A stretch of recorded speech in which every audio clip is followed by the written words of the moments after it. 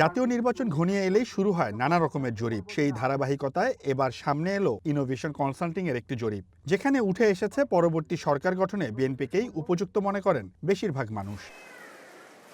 জরিপে অংশ নেন 10,413 জন।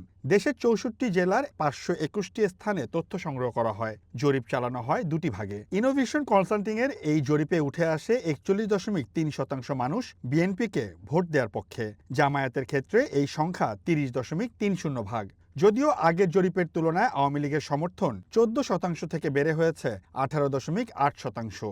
অন্যদিকে এনসিপি ও ইসলামী আন্দোলনের সমর্থন কমে যথাক্রমে 4.1 এবং 3.1% হয়েছে।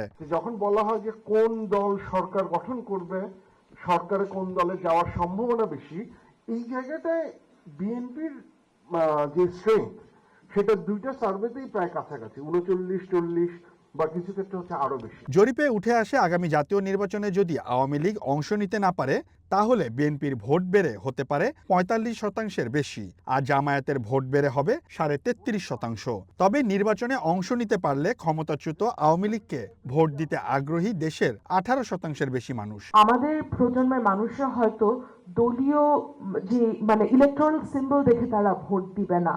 তারা হয়তো দেখবে প্রার্থীর, বিশেষ করে যে ক্যান্ডিডেট আছে, ওই ক্যান্ডিডেটের কোয়ালিটিস গুলো কি ছিল, ক্যান্ডিডেটের কোয়ালিফিকেশন গুলো কি ছিল, ক্যান্ডিডেটটা আসলে মাঠে এসে ভালো কাজ করতে পারবে না কিনা। They are looking for tangible change. এছাড়াও আগামী জাতীয় সংসদ নির্বাচনে ভোটাররা কাকে ভোট দেবেন এমন প্রশ্নে দেশের 8টি বিভাগের মধ্যে 6টি বিভাগের উত্তরদাতারা এগিয়ে রেখেছেন বিএনপিকে।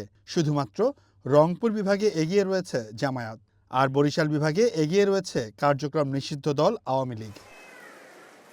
জরিপের তথ্য আরও বলছে, যাদের বয়স 60 বছরের উপরে এমন জনগণ বিএনপিকে বেশি ভোট দিতে চান, যারা সংখ্যায় 48.6 ভাগ। আর জরিপে অংশ নেয়া এই বয়সী 26.50 ভাগ মানুষের সমর্থন জামায়াতের পক্ষে।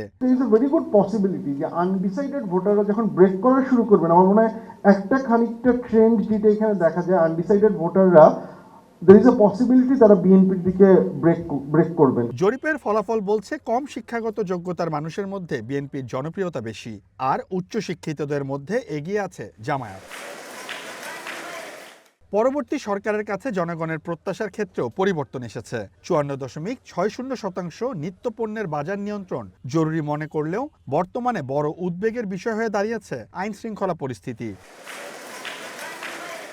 জরিপে অংশ নেয়া 36.9% উত্তরদাতা দুর্নীতি কমানো এবং 20.3% মানুষ আইন শৃঙ্খলা রক্ষাকারী বাহিনীর সংস্কারকে অগ্রাধিকার দিয়েছেন।